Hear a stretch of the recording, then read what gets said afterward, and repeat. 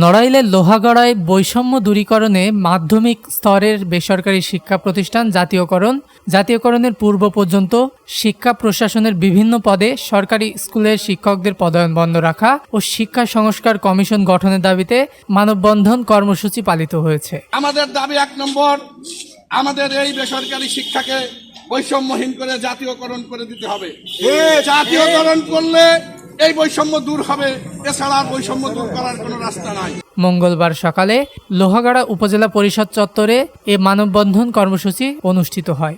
লোহাগাড়া উপজেলা বেসরকারি মাধ্যমিক শিক্ষা পরিবারের আয়োজনে ঘণ্টাব্যাপী মানববন্ধনে বক্তব্য রাখেন লোহাগাড়া উপজেলা বেসরকারি মাধ্যমিক শিক্ষক সমিতির সভাপতি আমির হোসেন, সাধারণ সম্পাদক ইকরামুল শেখ, উপজেলা মাধ্যমিক প্রধান শিক্ষক সমিতির সভাপতি মোহাম্মদ আনোয়ার হোসেন, প্রধান শিক্ষক এস.এম. মুরাদুজ্জামান, জয়পুর আলিয়া মাদ্রাসার সুপার বদরুজ্জামান, শিক্ষক হাদিউজ্জামান, প্রধান শিক্ষক দিলীপ কুমার সাহা, দীপঙ্কর সাহা, গোলাম মোস্তফা, রবিউল ইসলাম, এস.এম. মোজাহিদ ইসলাম সহ প্রমুখ।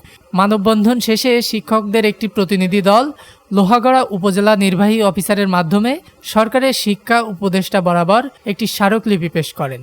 লোহাগড়া উপজেলা নির্বাহী অফিসার ফাতিমা আজরিন তন্নি স্মারকলিপি প্রাপ্তির বিষয়টি নিশ্চিত করে বলেন, প্রাপ্ত স্মারকলিপিটি যথাযথ কর্তৃপক্ষের নিকট পাঠানো হবে।